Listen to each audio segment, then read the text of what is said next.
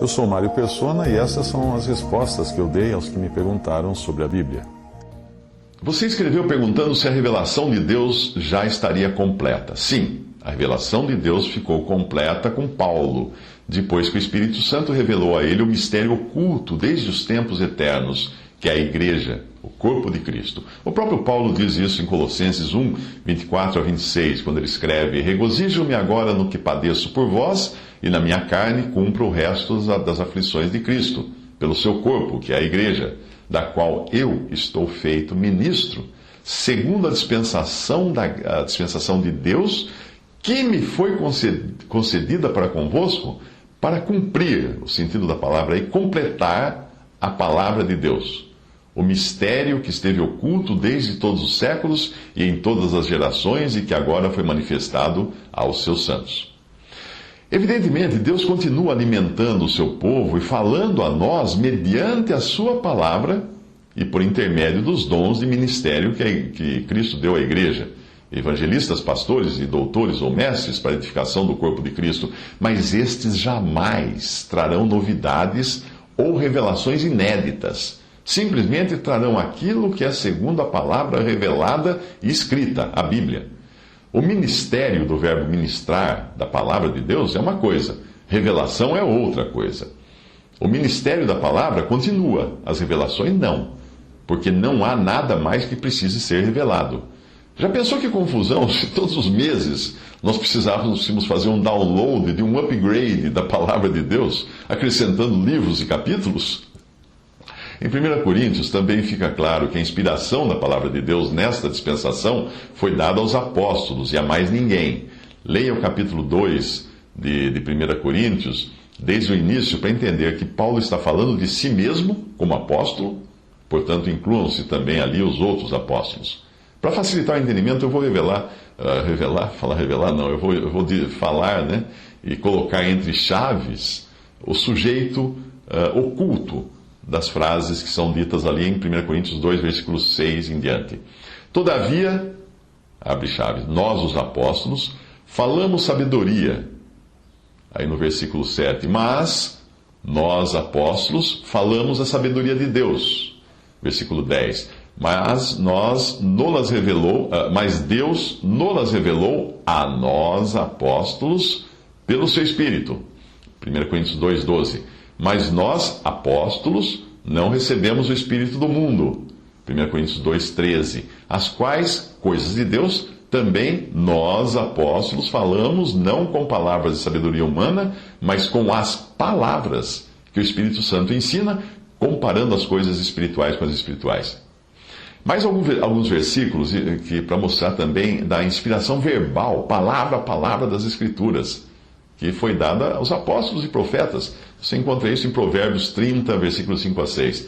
Toda a palavra de Deus é pura, escudo é para os que confiam nele. Nada acrescentes às suas palavras para que não te repreenda e sejas achado mentiroso. 2 Timóteo 3, 16 e 17.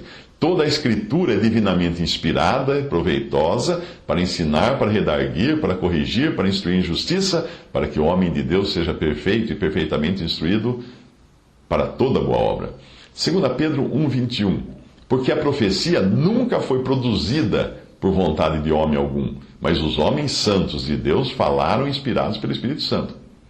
Outra evidência aqui de que a revelação de Deus foi encerrada com os apóstolos, tendo sido Paulo o que a completou com o último assunto que faltava, que era o assunto da igreja. Outra evidência está no alicerce que Deus determinou para a igreja, ou seja, apóstolos e profetas do Novo Testamento. Esses formam o alicerce, o fundamento da igreja, da casa de Deus. Efésios 2, 20 a 22. Edificados sobre o fundamento, o alicerce dos apóstolos e dos profetas, de que Jesus Cristo é a principal pedra de esquina, no qual todo edifício, bem ajustado, cresce para templo santo no Senhor, no qual também vós, juntamente, sois edificados para a morada de Deus em Espírito. Os apóstolos e profetas colocaram o fundamento, a partir de Cristo, a pedra de esquina. E agora nós somos meramente pedras construídas sobre esse fundamento, sobre esse alicerce. Se alguém construir fora do fundamento colocado pelos apóstolos, verá tudo que ele construiu ruir, cair no final. 1 Coríntios 3, de 9 a 15. Porque nós somos cooperadores de Deus, ele fala, Eles, apóstolos. Nós, apóstolos, somos cooperadores de Deus. Vós sois lavoura de Deus, edifício de Deus, segundo a graça de Deus que me foi dada, pois eu, como sábio arquiteto, fundamento, e outro edifica sobre ele, mas veja cada um como edifica sobre ele. Porque ninguém pode pôr outro fundamento além do que já está posto, o qual é Jesus Cristo.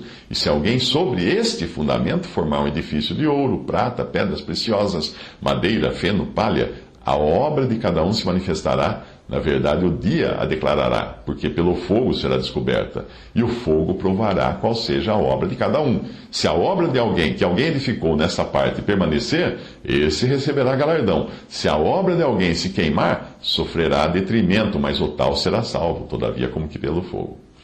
Obviamente, pentecostais e carismáticos não gostam da ideia de tudo já estar revelado na Bíblia, porque isso não lhes dá a oportunidade de trazer as suas próprias revelações, as famosas profetadas. Com isso, muita gente é enganada. Eu não estou falando aqui daqueles que ministram segundo a palavra de Deus, mas daqueles que inventam novidades que não estão na palavra de Deus, trazendo mensagens inéditas do tipo: o Espírito Santo me revelou, blá blá blá blá blá blá. Deus me disse que blá blá blá blá blá blá. Se nós vivêssemos nos tempos do Antigo Testamento, iria faltar pedras para apedrejar tantos falsos profetas. Porque em Deuteronômio 18:20 diz: porém o profeta que tiver a presunção de falar alguma palavra em meu nome, que eu não lhe tenha mandado falar, esse profeta morrerá. Essa era a lei no Antigo Testamento. No fundo, isso não passa de uma insatisfação, porque para essas pessoas Cristo já não é suficiente. As que seguem esses falsos profetas, para elas, Cristo não é suficiente, por isso elas precisam de novas visões, novas revelações, novas coisas maravilhosas. Mas se Cristo não for suficiente, nada será. Muitas dessas igrejas e pregadores nada mais são do que motivacionais, ficam falando coisa para encher o ego das pessoas. Mas se Cristo, aquele por meio de quem e para quem todas as coisas foram criadas, se for pouco, Cristo, a pessoa dele para essas pessoas, então ainda que a Bíblia tivesse 1 milhão de páginas com novas revelações, essas pessoas iriam querer inventar mais alguma revelação extraordinária para mexer com o ego e a emoção das pessoas. 2 Timóteo 4, de 3 a 4, porque virá tempo em que não suportarão a sã doutrina, mas tendo comichão nos ouvidos, coceira nos ouvidos, amontoarão para si mesmo doutores, conforme as suas próprias concupiscências, e desviarão os ouvidos da verdade, voltando às fábulas. Tem fábula todo dia na internet. Começa toda hora tem alguém trazendo novas revelações. Buscar por novas revelações acaba levando a pessoa a uma espécie de espiritismo evangélico. Basta você ver em algumas das chamadas igrejas cujos cultos em nada diferem de sessões espíritas, com pessoas em transe, caindo, recebendo revelações, rolando no chão. Todos os anos, algum grupo desses, assim, acaba marcando a data da volta de Cristo. Pode ver, todo ano tem alguém dizendo que vai voltar nesse ano. Quando você escreveu, você discordou de algo que eu disse a respeito do assunto, alegando que se não tivesse novas revelações, isso seria limitar a Deus, uma vez que nós vivemos na direção e sob o ministério do Espírito Santo que habita em vós, e ele fala convosco, e ele o arrebata para onde ele quer, para fazer o que ele manda, o que agrada a Deus. E depois você diz também que Paulo registra que a sua consciência que a sua consciência é controlada pelo Espírito Santo e que ele não vive mais ele, mas Cristo vive nele. Tem alguns problemas na sua afirmação. Primeiro, o Espírito Santo nos usa como pessoas no pleno domínio de nossas faculdades mentais. Cair no chão, andar de quatro, ou ficar latindo, urrando ou gargalhando, pode ser ataque de histeria ou pode ser possessão demoníaca, mas nunca é obra do Espírito Santo. Que na sua palavra diz o seguinte: os espíritos dos profetas estão sujeitos aos profetas, porque Deus não é Deus de confusão, senão de paz. 1 Coríntios 14, 32 e 33. Ninguém perde o domínio próprio quando usado pelo Espírito Santo para ministrar a palavra.